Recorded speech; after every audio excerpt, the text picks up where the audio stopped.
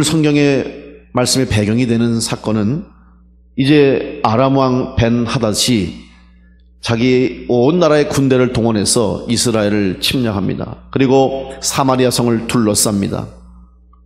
이제 전쟁 출동 명령만 내려지면 이 아람 군대가 사마리아 성을 덮쳐서 습격해서 다 이제 초토화를 시킬 수 있는 그런 일촉즉발의 위기 상황 가운데 있습니다.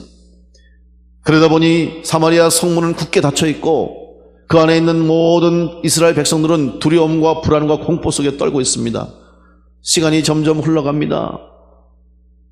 그러니 성문이 닫혀 있으니까 들어오는 물건도 없고 나갈 수도 없는 거예요. 외부로부터 음식물이 공급되지 않습니다. 물자가 들어올 수 없어요. 그 안에 있는 음식들이 점점 떨어져 갑니다. 사람이 생존을 하기 위해서 필요한 음식이 있어야 되는데 이 음식을 구할 수가 없어요. 그러다 보니까 서로 싸우고 먹는 것 때문에 다투고 가장 인간의 본성적인 밑바닥이 드러나는 거예요. 심지어 어느 정도까지냐, 먹을 것이 없다 보니까 굶어 죽게 생겼으니까 하루는 어머니들이 약속을 하는 거예요. 두 집 엄마가 여인들이 이야기합니다. 야, 이러다 우리가 다 죽겠다. 어쩔 수 없이 우리 아들을 잡아먹자고. 아이를 잡아먹자. 그래서도 살지 않겠나.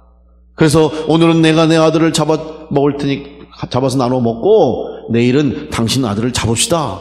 이렇게 약속을 하는 거예요. 그래서 오늘 자기 아들을 죽여서 잡아서 같이 나눠 먹고 이제 그 다음 날이 됐어요. 그 집 아들을 가서 이제 잡아먹으려고 갔더니 이 여인이 자기 아들을 숨겨버린 거예요.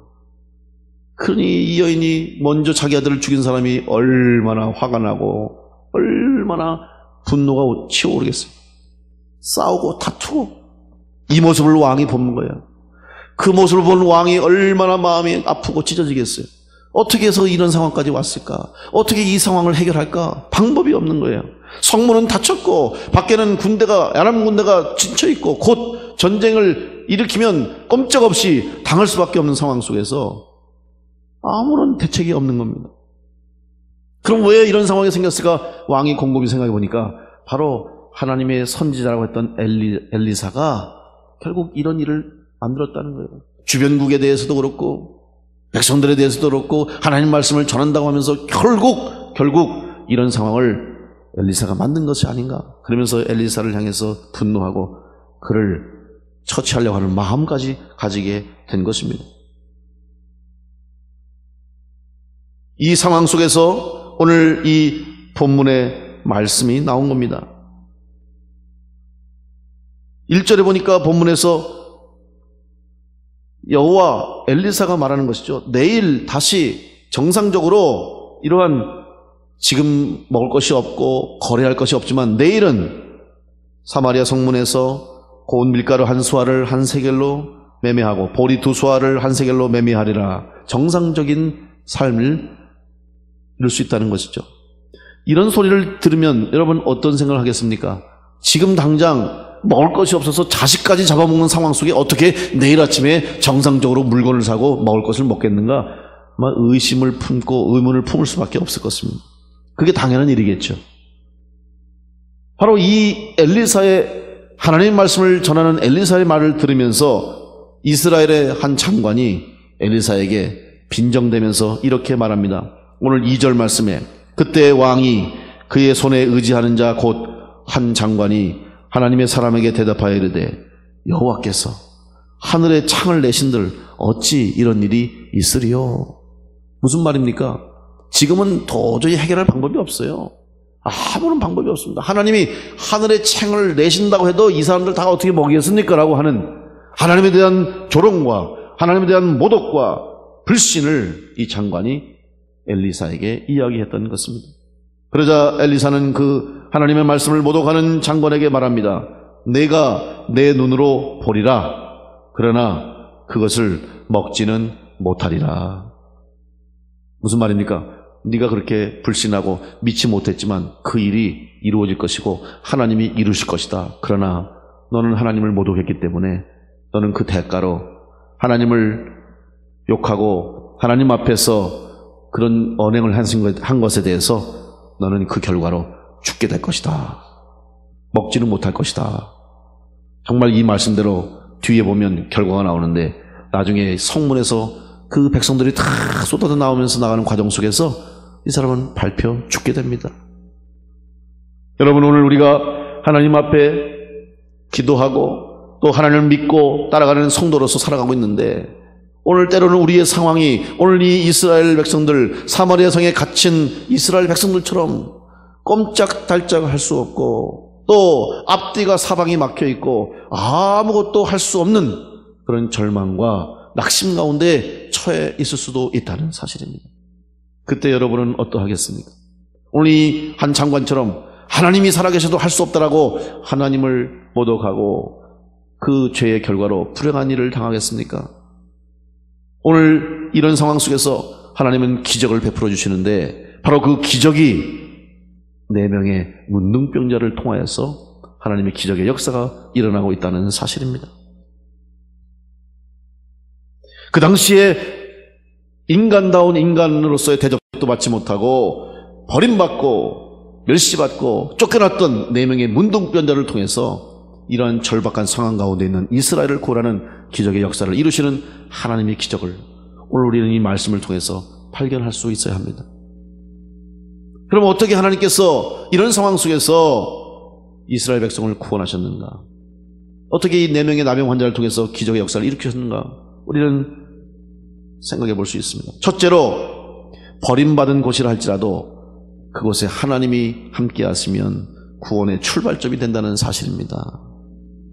3절 말씀에 뭐라고 그랬습니까? 성문 어귀에 나병 환자 4사람이 있다. 이렇게 이야기가 시작됩니다.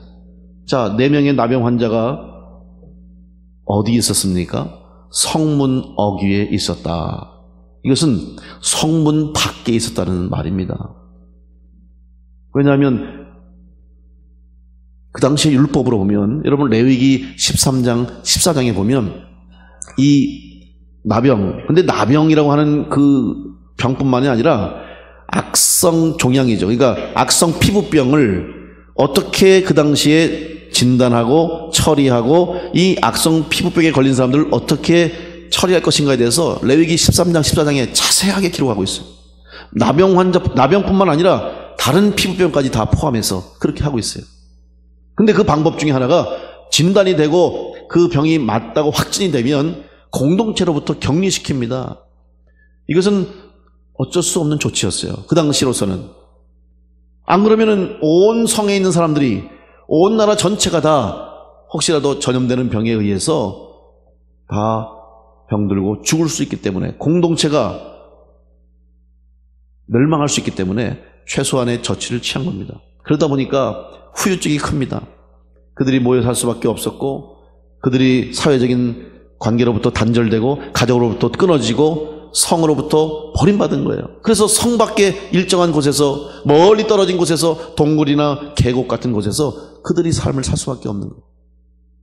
그러면 여러분 생각해 보세요. 지금 성 안에 음식을 구할 수 있고 장사를 할 수 있고 물건을 사고 팔 수 있는 성 안도 지금 먹을 것을 구할 수도 없고 먹을 음식이 부족해서 자식까지 잡아먹는 상황 속에서 성 밖에 동떨어진 곳에 버림받은 사람처럼 살아가고 있는 그들 나병 환자들의 삶은 어떠했겠습니까? 더 심했겠죠. 그리고 전쟁이 일어나면 안전한 곳이 어디입니까? 성 안이 안전하죠. 그런데 지금 이들은 성 밖에 있었어요. 누구보다도 가장 위험한 곳이고 가장 처음 공격이 일어나면 다칠 수 있는 곳이 바로 성 밖이에요. 근데 그곳에서 이 나병 환자들이 있었다는 것이죠. 어떻게 보면 상식적으로, 세상적으로 보면 가장 위험하고 가장 불안하고 가장 고통스럽고 저주받은 땅이라고 할 수 있는 성 밖의 나병 환자들의 삶의 자리에 하나님이 찾아와 주셔서 그들을 통해서 가장 안전하다고 생각하고 가장 행복하다고 생각하고 모든 것이 부족함이 없다고 생각했던 성 안의 사람들을 구원하게 되는 역사가 일어나게 된 것입니다. 오늘 여러분의 삶이 아람 군대에 둘러싸여 있는 사마리아 성안에 갇힌 사람들처럼 답답하고 낙심되고 절망스럽고 보일 수 있다 할지라도 여러분 그 속에 갇혀 있지 마시고 오히려 혹은 이 나병 환자들처럼 소외되었고 버림받았고 또 나는 다 잃어버리고 세상에 달랑 나 혼자만 남았다고 생각하는 사람이 있다 할지라도 여러분 어느 곳에 있든지 특별히 버림받은 곳으로부터 하나님께서 손길이 끌었다고 생각하는 그곳에서부터 하나님의 구원 역사도 일어날 수 있음을 믿으시고 여러분 하나님을 향해서 눈을 드시는 성도 되시기를 간절히 축원합니다. 여러분 오늘 우리의 삶이 보잘것없어 보이고 오늘 우리들의 상황이 절망스럽고 아무것도 할 수 없는 상황이라 할지라도 낙심하지 마시고 그런 우리들을 하나님이 쓰시고 이 4명의 나병 환자를 하나님이 붙드시면 그들을 통해서 기적을 일으키시는 것처럼 오늘 우리의 약함과 우리의 부족함과 우리의 추함이 있다 할지라도 우리를 하나님이 붙드시고 사용하시면 우리를 통해서 놀라운 하나님의 역사, 하늘에 창을 내시고 주시는 축복을 주시는 것처럼 그 은혜가 우리 가운데 있게 되심을 믿으시고 하나님을 향해 믿음을 지켜나가시기를 간절히 축원합니다. 둘째로 하나님은 절망 가운데서 희망으로 방향을 바꾸게 하심으로 기적을 베풀어 주셨습니다. 지금 이 4명의 나병 환자들은 절망스러웠습니다. 그들의 삶은 절망이었습니다. 희망이라고는 찾아볼 수가 없었습니다. 절망도 보통 절망이 아닙니다. 더 이상 내려갈 것도 없고 더 이상 추락할 것이 없는 가장 밑바닥의 삶을 살고 있었습니다. 그렇다면 이제는 더 이상 밑바닥, 더 내려갈 것도 없는 것이니 무슨 희망이 있겠느냐 하고 고개를 떨구고 그냥 주저앉아 있을 수밖에 없었을 것입니다. 그런데 반대로 한번 생각해 보는 거예요.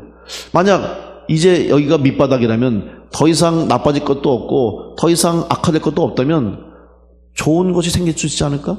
흔히 우리가 바닥을 친다라고 얘기하잖아요. 바닥을 치면 이제는 올라가는 일만 남은 거예요. 일어서면 되는 거예요. 그래서 절망의 눈으로 보면 한없이 절망스럽지만 희망의 눈을 가지고 희망의 시선을 보니까 다시 새롭게 시작할 수 있는 가능성이 보였던 것이죠. 4명의 환자를 생각해 보십시오. 이 4명의 문득병자 환자들은 이러나 저러나 죽는 일밖에 없는 사람들이었습니다. 그냥 있다가 그렇게 살다가 병으로 죽든지 전쟁이 일어나면 전쟁통에 죽든지 먹을 것이 없어 굶다 보면 죽든지 이러나 저러나 죽음밖에 없는 사람들이에요. 그러니 그들이 그 속에서 무엇을 걱정하겠습니까? 오히려 걱정할 게 없는 거예요. 이러나 저러나 죽으니. 오늘 4절 말씀 한번 보시면 이렇게 기록되어 있습니다. 만일 우리가 성읍으로 가자고 말한다면 성읍에는 굶주림이 있으니 우리가 거기서 죽을 것이요 만일 우리가 여기서 머무르면 역시 우리가 죽을 것이라. 그런즉 우리가 가서 아람 군대에게 항복하자. 그들이 우리를 살려두면 살 것이요 우리를 죽이면 죽일 것이다. 이러나 저러나 죽을 인생인데 여기서 주저앉아 있지 말고 우리 아람 군대에 가서 혹시 먹을 것이라도 얻으면 살 수 있지 않겠는가? 가다가 죽게 되면 죽을 것이다. 이런 생각 가지고 아람 군대를 향해서 나아갔던 것입니다. 여러분, 세상에서 가장 무서운 사람, 가장 두려운 사람이 누군지 아십니까? 죽을 각오로 덤비는 사람이 가장 무섭다고 그러죠. 죽을 각오 하는데 뭘 걱정하겠어요? 사람이 가장 두려워하는 것 중에 하나가 죽음 아닙니까? 왜? 한 번도 죽어본 사람이 없어서 그래요. 여기 혹시 죽어보신 분 계십니까? 어느 누구도 죽음을 경험해보지 못했어요. 그래서 두려운 거예요. 한번 경험해보고 나면 우리는 두려움이 사라지잖아요. 이 경험이 중요한 겁니다. 그런데 죽음은 경험할 수 없어요. 죽음은 이 세상에서는 다시 살 수 없잖아요. 근데 우리 성도들은 죽음을 이긴 사람들입니다. 여러분 다 죽음을 이긴 성도인 줄 믿으시기 바랍니다. 어떻게 이겼습니까? 예수님을 통해서 예수님이 사망 권세 죽음을 이기시고 부활하심으로 죽음의 문제를 해결해 주셨어요. 그래서 오늘 우리 성도들은 살다가 주님 다시 오시면 주님 재림하시면 천국 가면 되고 이 세상 살다가 죽어서 육신 죽어 떠나면 하나님 앞에 서서 천국 백성 되면 되는 것이고 여러분 죽음을 두려워할 필요가 없는 거예요. 우리는 다 죽음을 이기고 극복하고 죽음을 초월할 수 있는 성도가 되는 것입니다.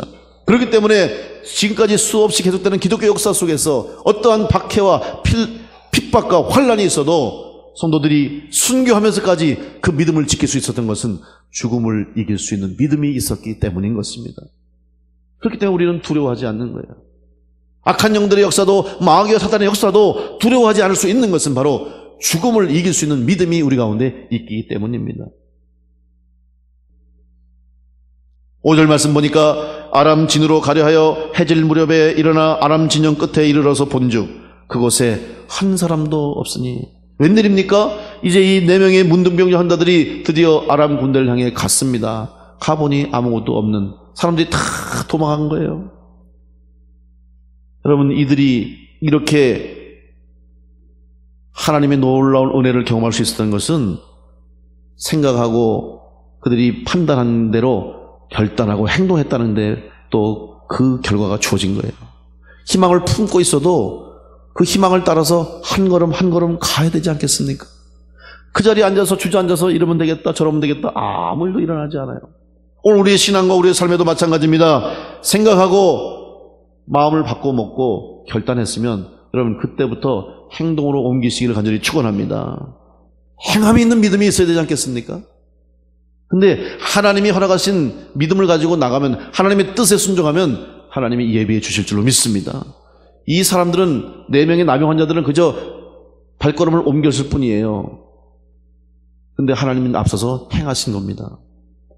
이 문둥병자들이 4명의 나병 환자들이 그 길로 갔기 때문에 결단하고 행동했기 때문에 하나님의 기적의 역사의 주인공이 된 줄로 믿습니다. 가보니까 아무 일도 일어나지 않고 결국 그들은 다 도망간 거예요. 아람 군대가. 성경에 뭐라고 말씀하고 있습니까? 6절 7절 말씀 보시면 이는 주께서 아람 군대로 병거 소리와 말 소리와 큰 군대의 소리를 듣게 하셨으므로 아람 사람이 서로 말하기를 이스라엘 왕이 우리를 치려하여 햇사람의 왕들과 애굽 왕들에게 갑을 주고 그들을 우리에게 오게 하였다 하고 해질 무렵에 일어나서 도망하되 그 장막과 말과 나귀를 버리고 진영을 그대로 두고 목숨을 위하여 도망하였습니다. 하나님이 하신 일인 줄로 믿습니다. 하나님이 그들을 아람 군대에게 환청을 주신 거예요. 그러면서 갑자기 막 말발굽 소리가 나고 전차 소리가 나고 수없이 몰려오는 군대 소리를 막 들려주시니까 이 아람 군대가 정신을 잃은 거예요. 혼비백산한 거예요. 야, 저 이스라엘 사람들이 안 되니까 애굽에다가 지원병을 요청했다. 햇사람들에게 군대를 요청해서 지금 어마어마한 애굽, 그 당시에 애굽 군대가 대단하지 않습니까? 전차 부대가 막 오는 거예요. 그러니까 말 타고 갈 생각도 못하고 챙길 생각도 못하고 당장 눈앞에 닥친 것처럼 소리가 들리니까 몸만 벗어나서 도망간 거예요. 4명의 나병 환자들이 아람 진영에 딱 가보니까 희한해요. 먹을 것도 그대로 있고 무기도 그대로 있고 그들의 장막도 그대로 있는데 사람만 없는 거예요. 이 사람들이 어떻게 했어요? 얼마나 배가 고팠겠어요? 그냥 먹을 것을 찾아서 그냥 정신없이 먹은 거예요. 그리고 얼마나 금은 보화가 많은지 여기저기 숨겨놓는 거예요. 여러분, 하나님께서 일하심을 믿으시고 하나님께서 역사하심을 믿으시고 어떠한 상황 가운데서 어떠한 어려움 가운데서도 우리 하나님이 도우실 때 이런 기적이 나타남을 믿으시고 다시 한번 여러분을 통해서 역사하시는 하나님을 바라보면서 소망 가운데 하늘을 향해 눈을 드는 성도가 되시기를 간절히 축원합니다. 여기서 하나님의 역사는 성경에 이렇게 기록되어 있습니다. 이 애굽 군대라고 할 때 애굽의 단어가 히브리어로 미츠라임이라는 단어를 씁니다. 그런데 4명의 나병 환자들을 얘기할 때 나병 환자들을 히브리어로 뭐라고 그러냐면 묻조라임이에요. 여러분 들어보세요. 미츠라임, 묻조라임 비슷하죠. 그런데 히브리어는 모음을 쓰지 않아요. 자음만 쓰기 때문에 두 단어는 동일하게 쓸 수 있어요. 다시 말하면 애국 군대와 같이 하나님께서 그들에게 환청을 보여주신 것은 바로 이 4명의 나병 환자들을 통해서 하나님이 아람 사람들에게 군대와 같이 역사하셨다 하는 말씀입니다. 버림받고 천시받고 소외되고 멸시된 사람들이었지만 그런 사람들조차를 하나님이 쓰셔서 이스라엘 군대가 감당할 수 없을 것 같은 아람 군대도 하나님이 물리쳐 주시는 역사가 일어나게 된 줄로 믿습니다. 오늘 우리가 보잘것없어도 하나님 앞에 약하고 부족하여도 여러분 하나님이 쓰시고자 하면 귀하게 존귀하게 쓰임받을 수 있음을 믿으시고 하나님의 손에 붙잡힌 성도로 쓰임받게 되시기를 간절히 축원합니다. 마지막 3번째로는 함께 나누는 속에 기적의 역사가 일어나는 것을 보게 돼요. 자, 이제 4명의 남용 환자들이 음식을 먹었어요. 배가 불러요. 그리고 검은 보화를 자기들만의 자리에다 숨겨 막 땅 파고 묻은 거예요. 숨었어요. 오늘 8절 말씀 보니까 이렇게 기록되어 있습니다. 그 남용 환자들이 진영 끝에 이르자 한 장막에 들어가서 먹고 마시고 거기서 은과 금과 의복을 가지고 가서 감추고 다시 와서 다른 장막에 들어가 거기서도 가지고 가서 감추니라. 실컷 먹고 재물 다 챙겨놓고 그랬다는 거죠. 여기까지는 좋아요. 그럴 수 있죠. 그런데 가만히 생각해 보니까 이제 배가 부르고 배고픔이 해결되고 나니까 두려움이 오는 거예요. 야, 우리 다 이러다 이거 나중에 우리 임금님이 알면 이거 우리 다 죽지 않냐? 그리고 생각하니까 지금 사마리아 성에 우리 동족들이, 내 가족들이, 친구들이 배고파서 굶어서 아들까지 자식까지 삶아 먹고 있는데 우리만 배부르면 될까? 이런 생각들이 드는 거예요. 그래서 다시 성으로 갑니다. 가서 문지기에게 얘기하고 문지기가 왕에게 보고하니까 왕은 혹시 아람 군대가 유인책을 쓰는 거 아니냐? 정탐꾼을 보내서 확인해 본 결과 아니라는 거죠. 도망갔다는 거죠. 그래서 성문이 열리면서 이스라엘 백성과 군대가 다 가서 거기를 다 쓸어서 결국 아람 군대를 이긴 겁니다. 근데 여러분, 이 사건 속에 생각해 보십시오. 만약에 이 4명의 남용 환자들이 자기들끼리 실컷 먹고 배부르면서 야, 니네들 우리 무시했지, 우리 사람 취급도 안 했지, 우리한테 상처 줬지, 우리를 버렸지, 잘 되나 봐라, 우리만 먹겠다고 배부르게 먹고 재물을 숨겨놓고 뭐 하겠어요? 이제 갑자기 배가 부르니까 다 식곤증이 와서 잤을 거예요. 아마 쓰러져서 그냥 쉬가 잤을 거예요. 자, 그럼 어떻게 됐겠어요? 시간이 지나고 하루가 지나고 아람 군대가 다시 이제 정신을 차려보니까 자기들이 지금 잘못 들은 거예요. 잘못 본 거예요. 어떻게 했겠어요? 다시 돌아왔겠죠? 돌아와서 보니까 웬 4명의 이 나병 환자들이 거지 같은 것들이 거기서 자빠져 자고 있는 거야. 어떻게 됐겠어요? 바로 죽었겠죠. 그리고 전쟁이 일어나서 이스라엘 사마리아 성은 함락됐을 겁니다. 그러나 4명의 나병 환자들이 자기들만 배불러 먹지 않고 자기들만 배고픔을 해결하는 것이 아니라 자기의 성, 자기의 동족, 자기 가족들과 이웃들을 생각하는 그 작은 마음 하나, 그 마음 가지고 결국 완전한 승리를 하나님이 허락해 주신 것입니다. 여러분, 나눔이 있는 곳에 기적이 일어나게 될 줄로 믿습니다. 우리 기독교는, 교회는 사랑을 나누는 공동체입니다. 오늘 우리 교회와 우리 성도들이 부족하지만, 우리가 약하지만, 그러나 우리의 나눔을 통해서 이 땅이 복음화되고 충주가 다시 복음화되고 더 많은 영혼들이 주님 앞에 나와 예배하고 우리 재단에 더 많은 하나님의 일꾼들이 찾아올 수 있고 더 많은 성도들이 구원받는 역사가 있을 수 있도록 쓰임받게 되는 우리 성도들과 교회가 되시기를 간절히 축원합니다. 지금 여러분이 처한 상황이 어떠하든지, 어떠한 절망과 낙심과 불안과 두려움 속에 쌓여있다 할지라도, 앞뒤가 막히고 사방 동서남북이 다 쌓여있다 할지라도 고개를 들어서 하늘을 보시면 하나님께서 하늘의 창을 내시고 우리에게 필요한 은혜를 허락해 주실 줄로 믿습니다. 기적을 주실 줄로 믿습니다. 그 기적의 주인공이 될 수 있도록 하늘을 향해서 눈을 들고 하늘을 향해서 고개를 들고 일어나 한 걸음 한 걸음 소망 가운데 전진해 나갈 수 있는 우리 모든 성도들이 다 되시기를 주님의 이름으로 축원합니다.